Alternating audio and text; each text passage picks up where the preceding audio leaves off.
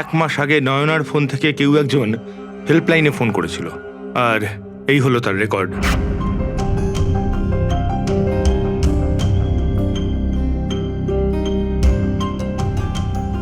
তারিখ তো second Saturday ছিল। তো তো কি হচ্ছে? কারণ সেকেন্ড আর ফোর্থ স্যাটারডে বাড়িতে ওর বন্ধুরা আসতো। মানে ওদের মধ্যে কেউ? এই দুটো কল তো দুপুরে দেখাচ্ছে।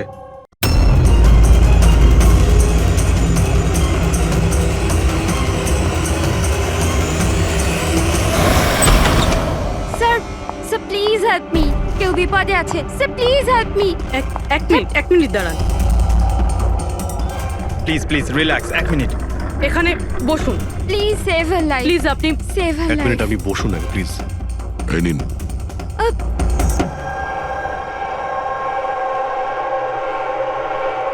হ্যাঁ বলুন। স্যার স্যার আমি মেন্টাল হেলথ ফাউন্ডেশনের সুইসাইড হেল্পলাইনের ভলান্টিয়ার।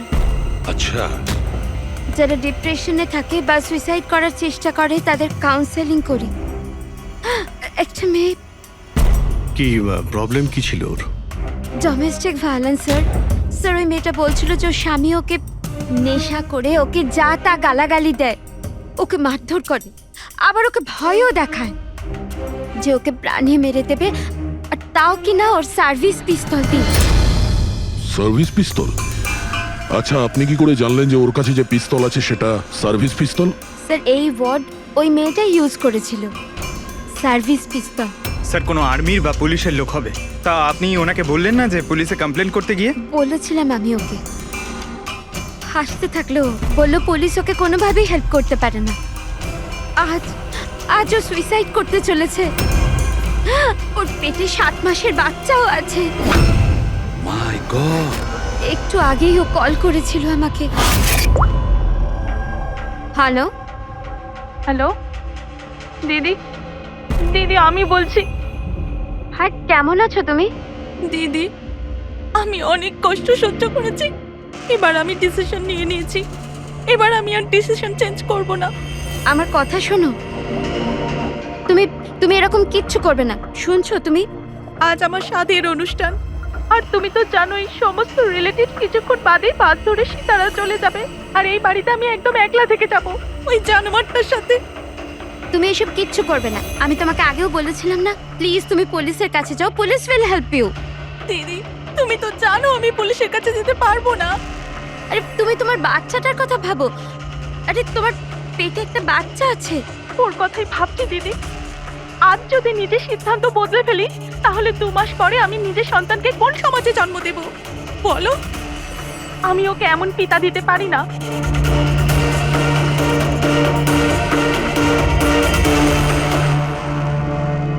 আচ্ছা, আপনি কি ওনার নাম্বারটা দিতে পারবেন?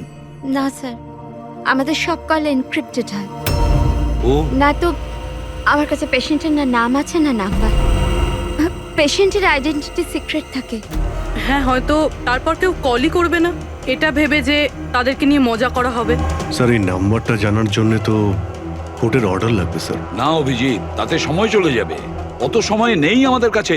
ওই বেচারি মহিলা এতদিন ধরে অত্যাচারিত হচ্ছে, তাছাড়া ওনার পেটে 7 মাসের বাচ্চা রয়েছে। তার উপরে আমাদের কাছে ওর ব্যাপারে কোনো তথ্যই নেই স্যার। এই ডায়েরিটা আছে আমার কাছে, ও আমাকে যে কল করে তার সব ডিটেলস আছে। আমার স্টাডির জন্য আমি নোটস বানাই, হয়তো এটা আপনাদের কোনো কাজে লাগবে। দেখি স্যার, লাস্ট পেজে লেখা রয়েছে সব আত্মীয় স্বজন বাস ধরে সাতারা চলে যাবে। আমাদের কাছে শুধু মেয়েটার ব্যাপারে এইটুকুই ইনফরমেশন আছে যে ওর হাজবেন্ডের কাছে একটা সার্ভিস রিভলভার আছে। নাম্বার 2, মেয়েটার পেটে 7 মাসের বাচ্চা রয়েছে। ওই মেয়েটার ফ্যামিলি সাতারা যাবে। সমস্ত বাস ডিপোতে গিয়ে খোঁজ নাও, দেখো কোনো বাসে এমন কোনো ফ্যামিলি আছে কিনা যারা সাধের অনুষ্ঠানে যাচ্ছে, সাতারার দিকে যাচ্ছে। শহরের যত গাইনোকোলজিস্ট আছে প্রত্যেকের লিস্ট বের করো, আর দেখো এমন কোন পেশেন্ট আছে যে 7 মাসের প্রেগনেন্ট। স্যার এটাই শেষ বাস ডিপো যেখান থেকে সাতারার বাস যায়।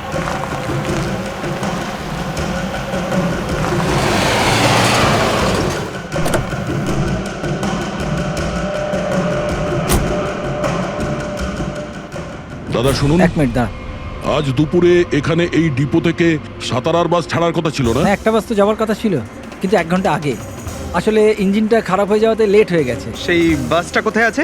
ওই যে ওই বাসটা। এইটা? এটা? হ্যাঁ হ্যাঁ আচ্ছা, আপনারা সাতারা যাচ্ছেন তো? হ্যাঁ। হ্যাঁ, কেন? আপনারা কি এখানে সাধের অনুষ্ঠানে এসেছিলেন? হ্যাঁ, কিন্তু আপনারা কারা? দেখো, আমরা সিআইডি থেকে আসছি। এই 7 টাকার ছিল। আমার আত্মীয় নয়নার, কিন্তু কি হয়েছে? এই নয়না কোথায় থাকে? ওর ঘরের অ্যাড্রেসটা দাও তো। B200 Shantiniwas Versova. Thank you, thank you. হ্যাঁ দয়া, এই ডিপোতে একটা ফ্যামিলি পাওয়া গেছে। হ্যাঁ, ওরই ফ্যামিলি। আর মেয়েটার নাম হলো নয়না। ঠিকানা হলো B200 শান্তিনিবাস বার্সোবা। আচ্ছা তাই নাকি? ভাই, গাইনোকোলজিস্ট আমাদের এই অ্যাড্রেসে দিয়েছেন। তুমি ওখানে পৌঁছো, আমরা ওখানেই যাচ্ছি। ঠিক আছে, আমরা পৌঁছাচ্ছি। ওকে। বার্সোবা।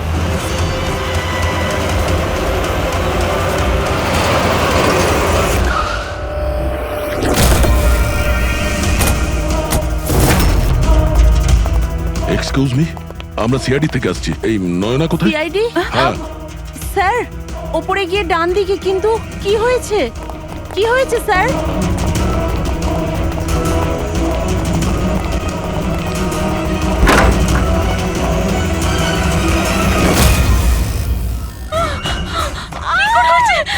প্লিজ সামলান নিজেদের আপনারা। কি করছেন কি? শান্ত হন আপনারা। এটা কি হয়ে গেল? ও সুইসাইড করেই নিল। গুলি চিনের নিচের থেকে উপরের দিকে গেছে। স্যার, অনেকটা রক্ত বেরিয়েছে। মনে হচ্ছে অনেকটা সময় কেটে গেছে। পিছনে সরো। কি হলো? দাদা দেখ দাদা। নয়না, এই, কি হলো নয়না? ইন্সপেক্টর আমান? তুমি ওকে চেনো? হ্যাঁ, আমরা ট্রেনিং একাডেমিতে একসাথেই ছিলাম। কেন করলো স্যার নয়না এরকম? এটা তো আপনিই বলতে পারবেন। ওঠো। ওকে টর্চার করতে, মারতে, হ্যাঁ, ভয় দেখাতে, হুমকি দিতে। কি এক্সপেক্ট করেছিলে তুমি? কি করতে? হ্যাঁ, অ্যাটেম্পট অফ সুইসাইডের জন্য তুমি জেলে যাবে। স্যার, এটা কি বলছেন আপনারা? দাদা এরকম করতে পারে না। স্যার, আপনারা এটা ঠিক করছেন না। প্লিজ এরকম করবেন না। কত মেন্টাল টর্চার করা হয়েছে ওকে। নিজেরই মাথায় গুলি করে নিয়েছে। সবাইকে বাইরে নিয়ে যাও। চলো তুমি বাইরে চলো। নয়না, চলো suicide করতে চলো পারে না। চলো চলো সবাই চলো। প্লিজ চলো, বাইরে যান, বেরো। বাইরে, please। চলো বাইরে প্লিজ যান, আপনারা বলছি। বেরো, চলো চলো। শান্ত হন। আপনিও যান। চলুন চলুন। সেটাই হলো যেটা ওই গাইনোকোলজিস্ট বলেছিলেন। সুইসাইড করেই ফেললো। বডিটাকে ফরেন্সিক ল্যাবে পাঠিয়ে দিই, আর এসিপি স্যারকে ইনফর্ম করে দিই যে ওকে আমরা বাঁচাতে পারিনি। 1 মিনিট। ওই ফোন।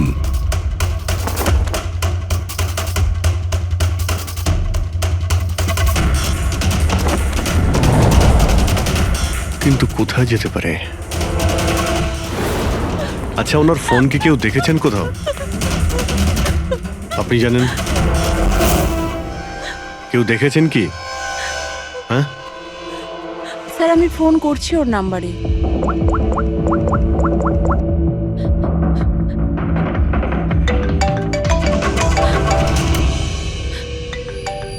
যশ বাবা, এদিকে এসো।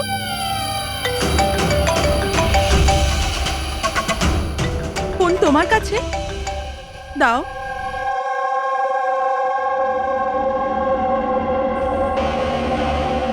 আমি এটা গেম খেলার জন্য নিয়েছিলাম কাকির ঘর থেকে।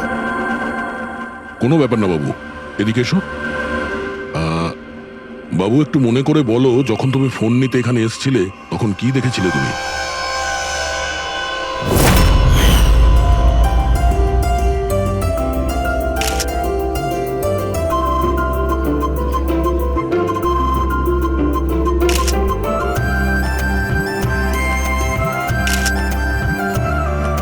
নয়না কত খুশি লাগছে, তাই না?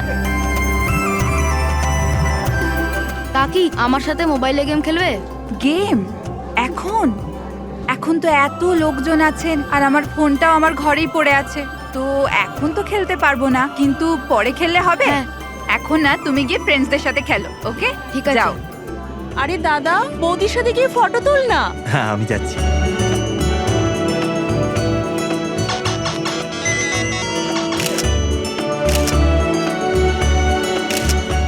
যশ বাবা, তুমি আবার মোবাইল নিয়ে বসে গেছো? মা প্লিজ ডিস্টার্ব করো না মা, প্লিজ। আরে কাকির অনুষ্ঠান চলছে, তুমি এখানে গেম খেলছো? হ্যাঁ আর কিছুক্ষণ। আরে please, বাবা, please। কাকির খারাপ লাগবে, চলো সোনা, চলো। আরে মা, কোনো মা নয়, অনেক গেম খেলেছো, আর ফোন নয়। কাকি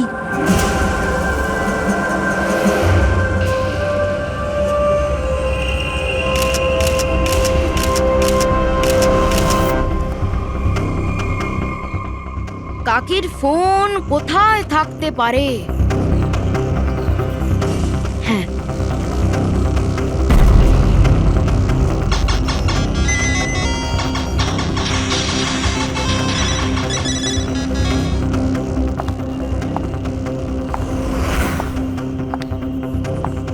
কাকি চলে এসছে। কিন্তু এরপর তুমি ফোনটা ফেরত কোথা থেকে পেলে? এখানে বাইরে পড়েছিল।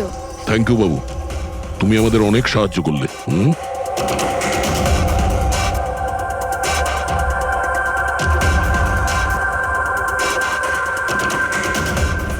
মিস্টার আমন, আপনি কি নিজে বলবেন নাকি আমাদের জিজ্ঞাসা করতে হবে? তুমি নিজে একজন পুলিশ অফিসার, তুমি তো জানো যে আমরা ইন্টারোগেশন কি করে করি। স্যার, স্যার আমি ওকে ট্রেনিং এর সময় থেকে চিনি। He is one of the best officers. Sir আমার মনে হয় না ও এরকম করতে পারে। মানুষ পাল্টে যায় পুরবী, সব এভিডেন্স ওর বিরুদ্ধে, আর সেটা তুমি খুব ভালো করে জানো। স্যার আমার বিশ্বাসই হচ্ছে না যে আপনারা সবাই এটা ভাবছেন যে আমি নয়নার উপরে হাত তুলেছি।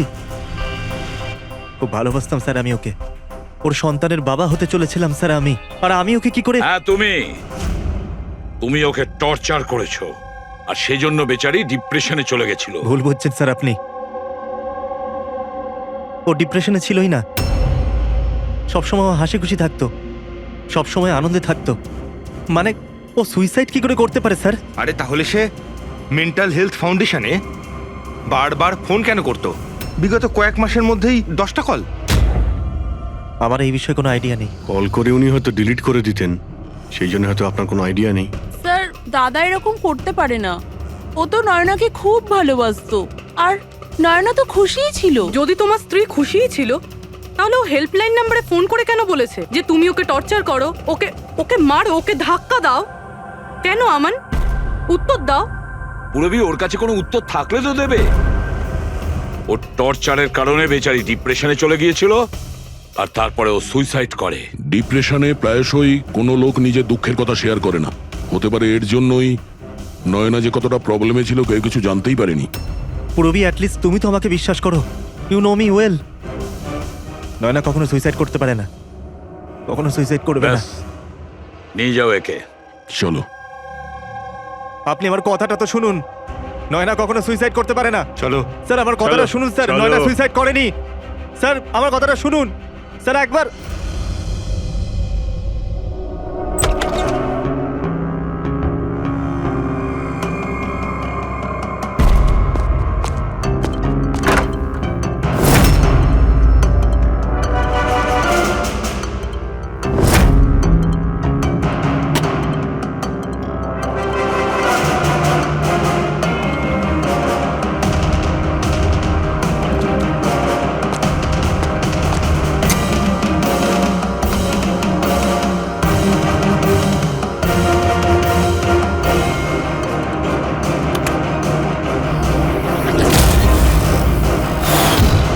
নয়না যখন সুইসাইডই করতে চাইছিল, তাহলে ওর আসন্ন সন্তানের জন্য অনলাইন ওয়েবসাইট থেকে বেবি প্রোডাক্টসের শপিং কেন করেছিল? যাতে কারোর সন্দেহ না হয়। হতে পারে, কিন্তু স্যার আমার মনে হয় এটা একটু আশ্চর্য ব্যাপার স্যার। পুরো ব্যাপারটাই আশ্চর্য। তো আপনার মনে হচ্ছে যে আমার আর ভূমি এরা সত্যি বলছে? সেটা তো জানাই যাবে অভিজিৎ, কিন্তু তার আগে ওই 7 ভক্ষণ অনুষ্ঠানে নয়নার যত কাছের লোক ছিল ওদের সবাইকে ডাকো। নয়নার সাথে আপনার সম্পর্ক কেমন ছিল? হ্যাঁ স্যার, খুব ভালো ছিল আর খুব ভালো মেয়ে ছিল, সব সময় খুশি থাকতো। তাহলে আপনারও কি মনে হয়েছে যে ওর সঙ্গে কোনো গন্ডগোল হচ্ছে বা কোনো সমস্যা হয়েছে? আমরা অনেক কথা বলতাম, কিন্তু কখনো মনে হয়নি যে ওর হাজবেন্ডের সাথে বা বিয়ে নিয়ে কোনো প্রবলেম ছিল। শোনো বাবা, তোমার তোমার কাকিমাকে কেমন লাগতো? ভালোবাসতেন তোমায়? হ্যাঁ, কাকি আমাদের বাচ্চাদের খুব ভালোবাসতো আর আমাকেও খুব ভালোবাসতো। উনি ওনার ফোনে আমায় গেমও ইনস্টল করতে দিয়েছিল। আচ্ছা, কাকিমা কখনো তোমাকে এমন কোনো কথা বলেছিল, যেমন ওনার তোমার কাকার সাথে কোনো ঝগড়া হয়েছে অথবা ঝামেলা হয়েছে, এরকম কিছু? না, কাকি প্রেগনেন্ট ছিল তো, তাই জন্য উনি তাড়াতাড়ি রেগে যেতেন। আর মাই আমায় বলেছিল যে আমি যেন ওনাকে বিরক্ত না করি। আচ্ছা, নয়নার ব্যবহারে আপনার মানে কোনো সন্দেহ হয়েছিল? না, একদমই না। ও তো খুব খুশি ছিল, পুজোতে ফাংশনে ডান্সও করেছিল। ইনফ্যাক্ট অনেক বেশি এক্সাইটেড ছিল নিজের ফটোশুট নিয়ে। আর কোনো ছবি আছে? স্যার, নয়না যতগুলো ফটো সব এর মধ্যেই আছে। ঠিক আছে, এগুলো আমরা রেখে দিচ্ছি। এখন আপনি আসতে পারেন। Thank you very much. Thank you sir.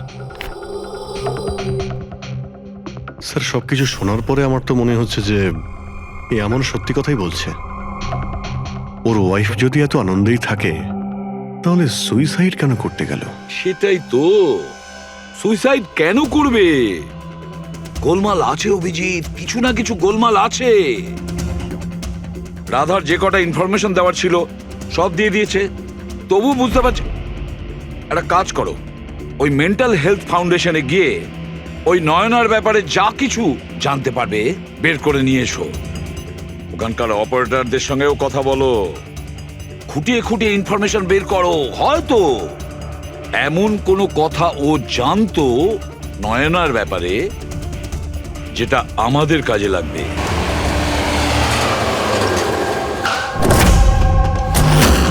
আমরা সিআইডি থেকে আসছি, আপনাকে কিছু জিজ্ঞাসাবাদ করব। এই নাম্বারটা থেকে আপনার ফাউন্ডেশনে একজন লেডি ফোন করতেন, উনি সুইসাইড করেছেন। এর পুরো ইনফরমেশন চাই আমাদের। কবে কল করেছিল, কতবার করেছিল, কখন করেছিল, পুরো ডিটেল। আমি এক্ষুনি চেক করছি।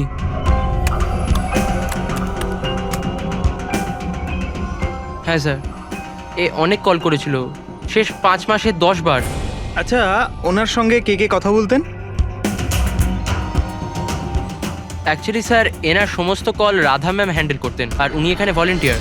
যখন এনার ফার্স্ট কল এসেছিল তখনও রাধা ম্যামেরই এখানে শিফট ছিল, আর তারপর উনি যখনই এখানে ফোন করেন বলেন রাধা ম্যামের সাথে কথা আছে। এই কলারের ব্যাপারে কিছু মনে পড়ছে? কোনো বিশেষ কথা, কিছু অদ্ভুত হয়েছে? এই কলারের ব্যাপারে স্যার, হ্যাঁ স্যার, একবার হয়েছিল স্যার। এই দেখুন স্যার, একই দিনে 2 বার কল এসেছিল। তো এতে অদ্ভুত কি? আমার মনে আছে স্যার, যেদিন প্রথম কল এসেছিল।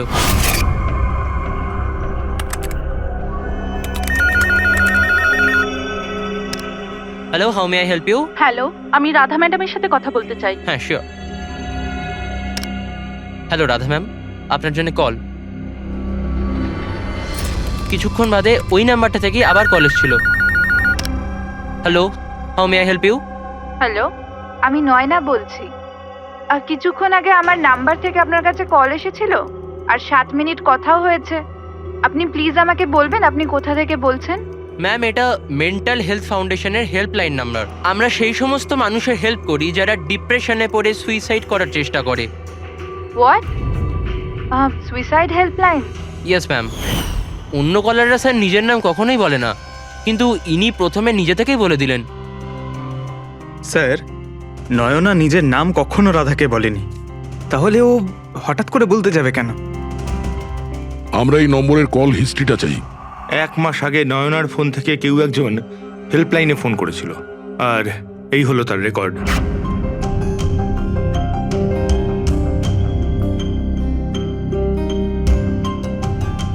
10 তারিখ তো সেকেন্ড স্যাটারডে ছিল। তো তো কি হচ্ছে? কারণ সেকেন্ড আর ফোর্থ স্যাটারডে বাড়িতে ওর বন্ধুরা আসতো। মানে ওদের মধ্যে কেউ? এই দুটো কল তো দুপুরে দেখাচ্ছে।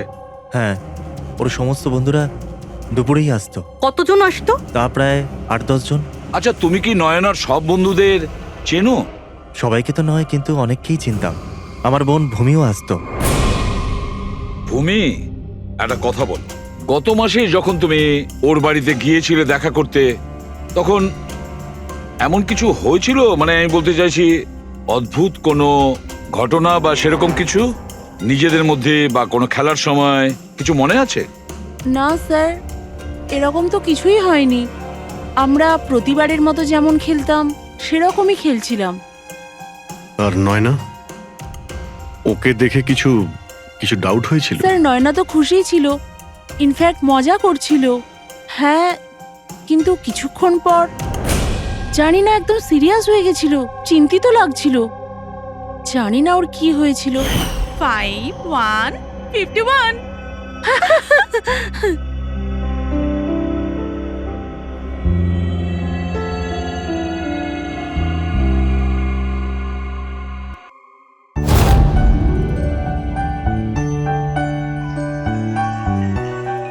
মনে হচ্ছে এর যে হবু বাচ্চা হবে না, সে খুব লাকি। হ্যাঁ রে, নয়তো আগে কখনো নয়না জিততো না। ওহো, মনে হচ্ছে কেউ জেলাস হচ্ছে। আরে নয়না, দাদাকে একটা ফোন করো না, রাতের অর্ডারের জন্য একবার মনে করিয়ে দাও না। ফোন কোথায় আমার? আরে একটা কাজ করো, নাও আমার ফোন থেকে কথা বলো। হ্যালো, বিকেলে না প্লিজ খাবার অর্ডার করে দিও। না না, শুধু এটাই মনে করানোর ছিল। এই নাও, কিন্তু আমার ফোন কোথায়? আর আমি বুঝতে পারছি না, এখানেই রেখেছিলাম। নয়না, ওই যে তোমার ফোন ওখানে টেবিলের উপর। ওখানে কে রাখলো? আমি তো ওখানে তুই ফোন রেখেছিস রাখিনি। হয়তো। না यार, আমার মনে আছে আমি রাখিনি।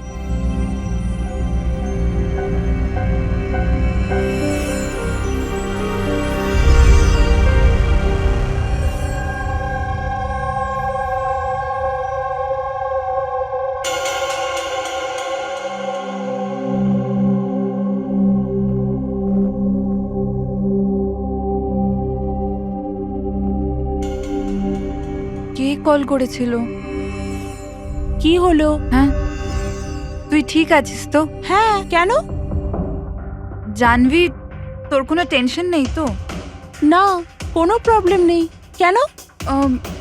তোদের যদি কোনো প্রবলেম থাকে তো প্লিজ আমায় বলিস। কেমন প্রবলেম? কি বলছিস তুই? তোর কি হয়েছে হঠাৎ করে? আরে কিছু হয়নি, প্রেগন্যান্সির মধ্যে এরকম মুড সুইংস হয়ে থাকে, এটা একটা ন্যাচারাল ব্যাপার। চলো আমরা সবাই খেলাটা কন্টিনিউ করি। স্যার, নয়না ভূমির ফোন থেকে আমানের সাথে কথা বলছিল দুপুর 1:03 থেকে 1:04 পর্যন্ত। 1:04 পর্যন্ত? আরে সুইসাইড হেল্পলাইনে যে প্রথম ফোন করা হয়েছিল 7 মিনিটের জন্যে, সেটা 12:57 থেকে 1:04 অবধি চলেছিল। আর সেকেন্ডটা 1:20 থেকে 1:21 পর্যন্ত। তার মানে অভিজিৎ, ওই 7 মিনিটের কলটা নয়না নিজে করেনি। কারণ ওই সময় নয়না আমানের সাথে কথা বলছিল ভূমির ফোন থেকে। এক্স্যাক্টলি। তার মানে এই ফোনটা নয়নার কোনো বন্ধুই হয়তো করেছিল। আপনি কাউকে দেখেছিলেন ওর ফোন তুলতে বা ওর ফোন ব্যবহার করতে? না, আমি তো কাউকে দেখিনি। তার মানে ওই কলটা অন্য কেউ করেছিল। আর স্যার, নয়না যখন ওর ফোনটা খুঁজে পায় আর ওখানে লাস্ট ডায়াল আননোন নাম্বারটা চেক করে, আর তারপর যখন ওই নাম্বারে ফোন করে তখন ও জানতে পারে যে ওটা কোনো সুইসাইড হেল্পলাইনের নাম্বার।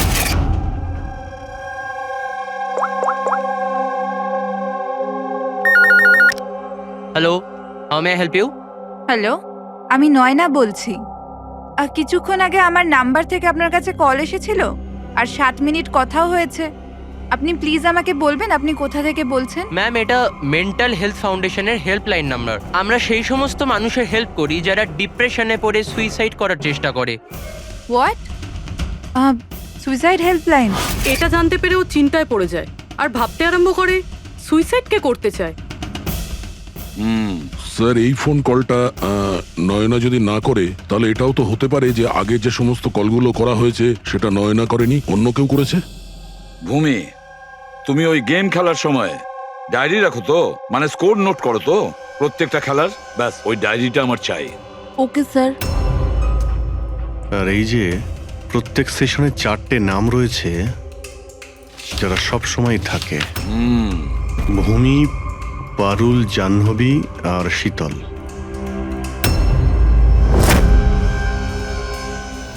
রাধা, একবার চেষ্টা করে দেখো, এই তিনজনের কথা শোনো। দেখো, এই তিনজনের মধ্যে কেউ কি তোমার সঙ্গে কথা বলেছিল? আমি এসব কেন করব? আমি আমার লাইফে খুব খুশি। আমি সুইসাইড কেন করব? যদি আমি ফোন করতাম তো নিজের ফোন থেকে করতাম, নয়নার ফোন থেকে কেন?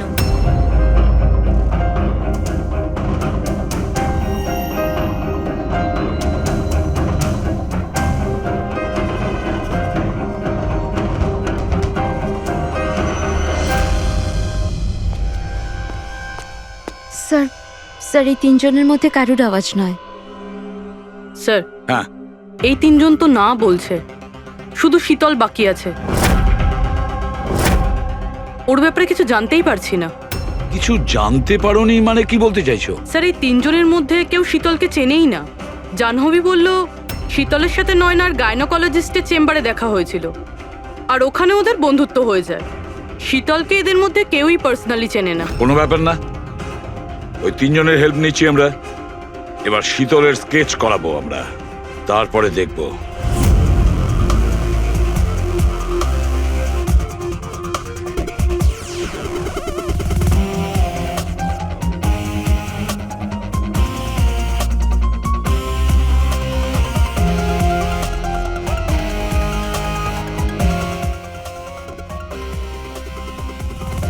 ডক্টর মিনা, এই স্কেচটা একটু মন দিয়ে দেখুন।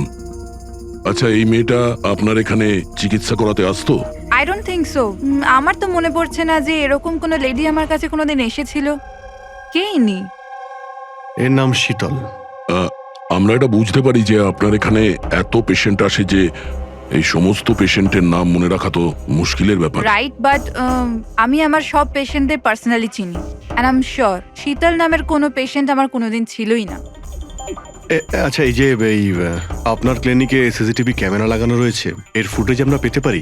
I don't think so, because ওটার স্টোরেজ ফুল হয়ে গেছিল, তাই আমাদের ডিলিট করতে হয়েছিল। ওকে, এনিওয়ে, থ্যাংক ইউ।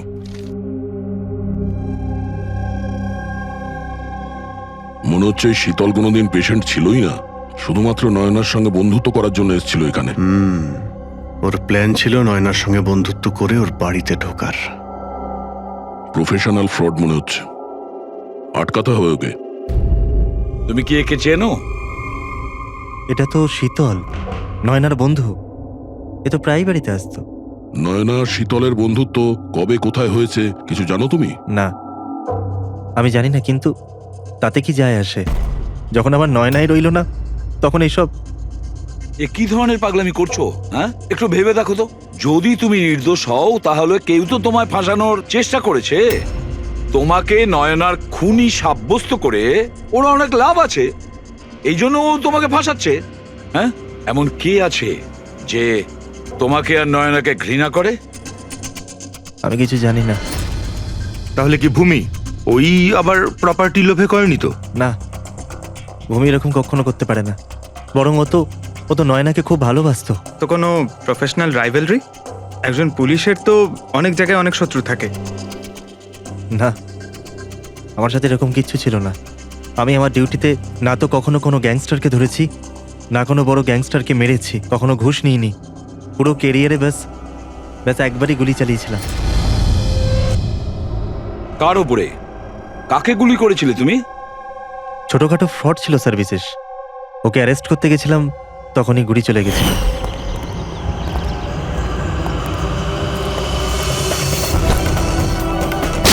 বিশেষ খবরদার ইন্সপেক্টর। হয়তো এই লোকটারই কোনো ভাই বা আত্মীয় প্রতিশোধ নেওয়ার জন্য এসব করেছে। না, যখন আমরা ওকে অ্যারেস্ট করতে গেছিলাম তো ওর কোথাও কোনো পরিবার ছিল না, হয়তো অনাথ ছিল।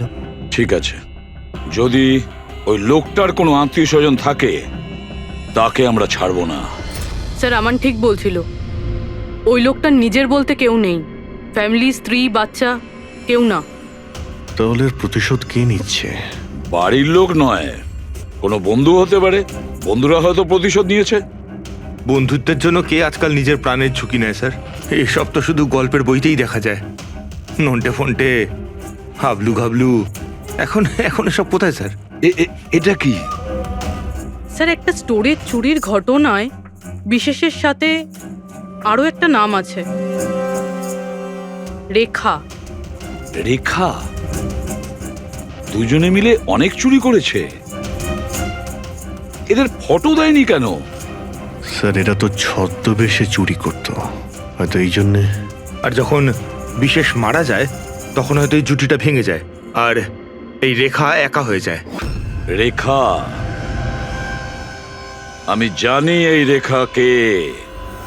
স্যার আমাদের ইনফর্মার এই বাড়িটার অ্যাড্রেসে দিয়েছিল।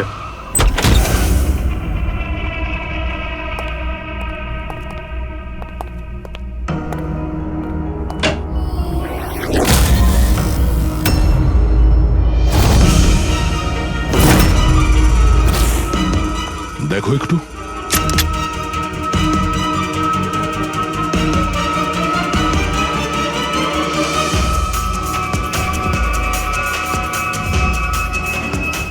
স্যার মারা গেছে, একটু উল্টা ওকে। শীতল? আমাদের সন্দেহ ঠিকই ছিল, শীতলই রেখা। কিন্তু স্যার আমরা তো ভাবছিলাম যে সব শীতল করছে। পঙ্কজ, অন্য কেউ আছে এর পেছনে। ও জানতে পেরে গেছিল যে আমরা শীতলের কাছে যে কোনো ভাবেই হোক পৌঁছে যাব।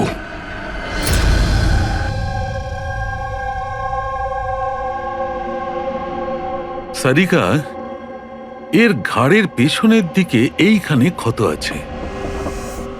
এইখানে ক্ষত মানে হচ্ছে যে খুনি ওর পেছনের দিকে দাঁড়িয়েছিল।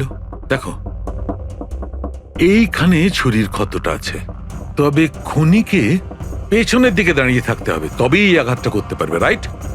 হ্যাঁ স্যার, আর আমার মনে হয় ও হয়তো খুনিকে চিনতো, কারণ এই ক্ষতটা ছাড়া সারা শরীরে আর কোনো আঘাতের চিহ্ন খুঁজেই পাইনি। রাইট রাইট, সেটাও হতে পারে। তবে একটা কথা ঠিক, ও খুনিকে চিনতো বা চিনতো না, তবে একটা কথা ঠিক যে খুনি ওর পেছনে খুব কাছেই দাঁড়িয়েছিল। দেখো এত জোরের সঙ্গে এই ছুরিটাকে ব্যবহার করা হয়েছিল যে খুব কাছেই দাঁড়িয়ে থাকতে হবে, তবেই জোরে মারতে পারবে। আর একটা কথা, এই যে ক্ষতটা আছে সেটা বলছে যে কেউ নিজের বাঁ হাতটা ব্যবহার করেছিল, কারণ যদি ডান হাত দিয়ে ছুরিটা মারা হতো তাহলে ক্ষতটা এই অ্যাঙ্গেলে হতো না। এক্ষেত্রে বাঁ হাতটা ব্যবহার করা হয়েছে। হ্যাঁ স্যার, তার মানে খুনি ডেফিনেটলি লেফট হ্যান্ডেড, তাই তো? একদম, এই খুনি লেফটি। আর দেখো আর একটা কথা, এত জোর দিয়ে এটা ব্যবহার করা হয়েছে, সাপোজ ধরো কোনো ডান হাতি লোক বাঁ হাতে ছুরিটা নিয়ে ব্যবহার করলে তাহলে এত জোরে আঘাতটা করা সম্ভব নয়। এটা সেই করতে পারে যে বাস্তবে একজন লেফটি নেতা। রাইট, খুনি একজন লেফটি, এটা একটা বড় ক্লু। এবার বলে দিও নাকে জনাব এসিপি সাহেবকে। আগে হ্যাঁ প্রদ্যুম্ন সাহেব। হ্যাঁ বলো সালুকে, বলো। একটা বড় ক্লু পেয়েছি। যে ব্যক্তি এই ছুরিটা ব্যবহার করেছে সে আসলে লেফট হ্যান্ডার। থ্যাংক ইউ সালুকে। সালুকে ফোন করেছিল, বলছিল খুনি লেফট হ্যান্ডেড। স্যার আমরা তো আগেই সবকিছু বলে দিয়েছি, তাহলে আমাদের এখানে আটকেছেন কেন? কেননা সত্যিটা এখনো জানা যায়নি। কাল রাতে আপনাদের সবার হাতে নয়নার ফোন গিয়েছিল। ঠিক করে মনে করে বলুন আর কি হয়েছিল। হয়তো আপনাদের মধ্যে কেউ ওকে দেখেছে বা শুনেছে অন্য কারোর সাথে কথা বলতে। ইয়শ বাবু, আই হোপ তোমার স্মৃতিশক্তি তো ভালো, কিছু মনে আছে তোমার? তুমি আমাদের সাহায্য করবে না? হ্যাঁ, কিন্তু আমি কাউকে তো দেখিনি। আচ্ছা, তোমার যা মনে আছে বলে দাও। আমি প্রমিস করছি যে আমাদের মধ্যে কেউ তোমাকে কিচ্ছু বলবে না। আমি কাকির রুমে তো গিয়েছিলাম, কিছুক্ষণের জন্য ফোন নিতে গেছিলাম। তারপর আমি গেম খেলছিলাম আর কেউ আসছিল ওখান থেকে।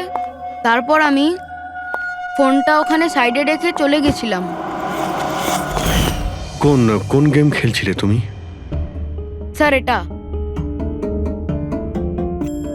কাকির মোবাইলে তুমি এই গেমটাই খেলছিলে?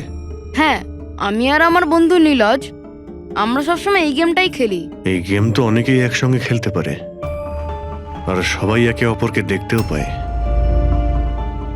তো নীরজ তোমাকে দেখতে পাচ্ছিল যখন তুমি ফোন ওখানে রাখো। স্যার, ফোনে তো রেকর্ড হচ্ছিল।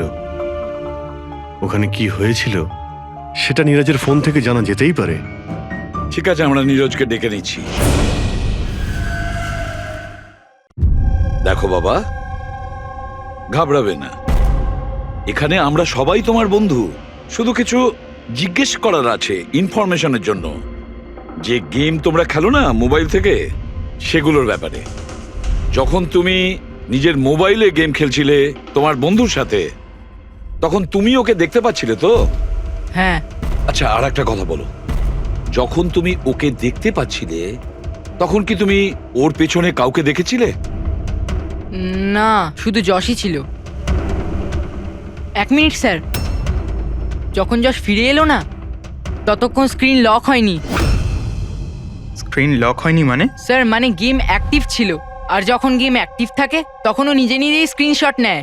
তাহলে তখনও নিশ্চয়ই নিয়েছে, আর প্রত্যেকটা স্ক্রিনশট ফোনে সেভ হয়ে থাকে। হ্যাঁ স্যার।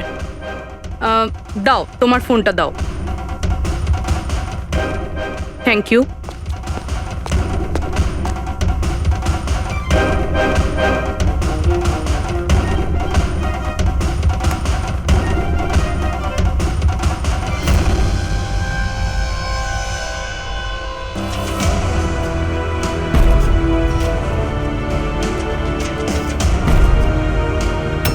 এটা কে? এটা এটা নয়না তো নয়। না, এটা নয়না নয়।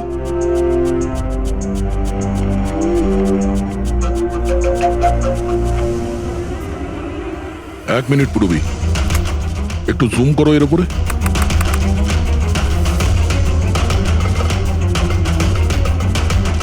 মেহেন্দি আর লেফট হ্যান্ডে এর হাতে মেহেন্দি এইভাবে কেন রয়েছে?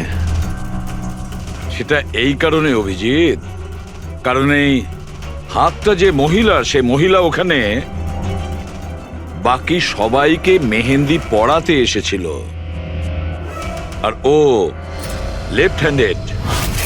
সবার আগেও শীতলকে দিয়ে হেল্পলাইনে ফোন করায়। রাধাকে একটু কলটা ট্রান্সফার করুন না প্লিজ। হ্যাঁ শিওর। আমি আর সহ্য করতে পারছি না দিদি। তারপর সে শীতলকে টাকা দেয় আর বলে, নয়না, তোমার রুমে তোমার জন্য তোমার কোনো আত্মীয় অপেক্ষা করছে। তার সুযোগ বুঝেই ও নয়নাকে খুন করে দেয়। কে হতে পারে এই মেহেন্দি পরা মহিলা?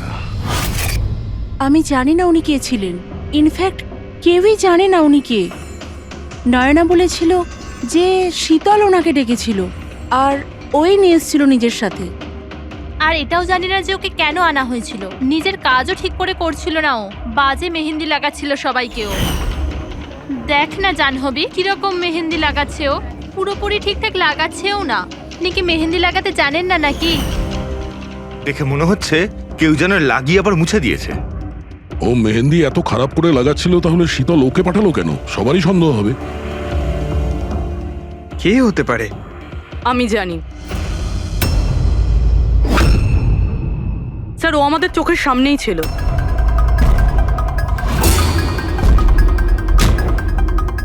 আর আমরা ওকে সন্দেহই করিনি।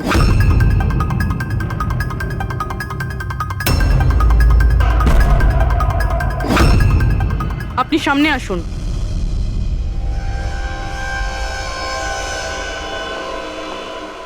আপনার বাঁ হাতটা দেখান।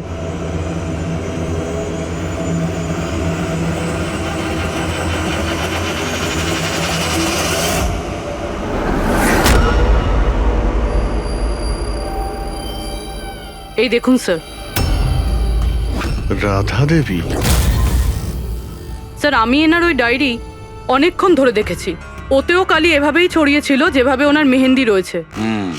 যারা লেফট হ্যান্ডেড হয় তারা যখন কোনো কাগজে লেখে তখন এইভাবেই লেখে, আর যা কিছু আগে লেখা ছিল তার ওপরেই ওর হাতটা ঘষে যায়, ফলে ওই কালি বা রং হাতে লেগে যায় যেভাবে রাধার হাতে লেগে আছে, তাই না? কেন মারলে তুমি নয়নাকে? কি ক্ষতি করেছিল তোমারও? হ্যাঁ, কারণ তুমি আমার বিশেষকে মেরেছিলে। তুমি আমার বিশেষের প্রাণ নিয়েছিলে। আমি বিশেষকে ভালোবাসতাম, ওর বাচ্চার মা হতে চলেছিলাম আমি। আর তুমি তুমি এনকাউন্টারে ওকে গুলি মেরে দিলে। মেরে দিলে আমার বিশেষকে, মেরে দিলে তুমি বিশেষকে। আর সেই জন্য তুমি ঠিক করো তুমি ওর থেকে প্রতিশোধ নেবে। হ্যাঁ, যখন আমি জানতে পারলাম যে বিশেষই দুনিয়াতে নেই আর, তখন এই কষ্টে আমার বাচ্চা তো আমার পেটের ভিতরে মারা গেল। স্যার, এরই জন্যে তুমি আমার বাচ্চার প্রাণ নিয়েছো। যখন আমি জানতে পারলাম নয়না মা হতে চলেছে, তখন আমার মাথায় রক্ত চেপে গেল। যে যে সুখ আমি নিজে পেলাম না, সেটা সেটা আমি নয়নাকে কি করে দিতে পারি? মেরে দিলাম আমি নয়নাকে, মেরে দিলাম ওকে। তো সেই জন্য তুমি মেন্টাল হেলথ ফাউন্ডেশনে অ্যাজ আ ভলেন্টিয়ার তুমি কাজ করতে শুরু করেছিলে। আর শীতল তোমাকে না, তুমি শীতলকে কাজ দিয়েছো নয়নার সঙ্গে বন্ধুত্ব করার জন্য। হ্যাঁ, শীতলকে আমিই পাঠিয়েছিলাম নয়নার ঘরে, যাতে ও নয়নার ঘর থেকে আমাকে ফোন করতে পারে আমার হেল্পলাইন নাম্বারে। ও আমার ব্যাপারে লোককে জিজ্ঞাসা করে। আর সাধের অনুষ্ঠানে ওই শীতলে আমাকে নয়নার ঘরে ডেকেছিল। আর আর আমি ওখানেই ছিলাম। আমার পক্ষে আর সম্ভব নয় দিদি, আমি যাচ্ছি। এখন তোমার শেষ কাজটা করো, নিচে গিয়ে নয়নাকে এখানে পাঠাও। এখনই পাঠাচ্ছি। আর হ্যাঁ, মোবাইলটা বাইরে রেখে যাও। তোমার রুমে তোমার জন্য তোমার কোনো আত্মীয় অপেক্ষা করছে। ইমন তো এবার বুঝতে পারবে একলা হওয়ার যন্ত্রণা কি। এ তো হওয়ারই ছিল। একটা মায়ের থেকে তার বাচ্চাকে কেড়ে নিয়ে ও মা হতে চলেছিল। এই জন্যই আমি নয়নাকে মেরে দিয়েছি। আর তারপর চালাকি করে আপনি নিজে সিআইডির কাছে এলেন, যাতে আমাদের আপনার উপর সন্দেহ না হয় আর আমরা অন্য কাউকে সন্দেহ করি। আর যখন তুমি দেখলে যে আমরা ওকে অ্যারেস্ট করছি না, তখন তুমি শীতলকেও মেরে ফেললে সাক্ষী নির্মূল করার জন্য। রাধা, এটা কিরকম প্রতিশোধ নিয়েছো তুমি? আইন তোমাকে কোনোদিন ক্ষমা করবে না। তোমার তো কঠোর শাস্তি হবে। সারা জীবন ধরে জেলের গড়াদের পিছনে তোমাকে কাটাতে হবে।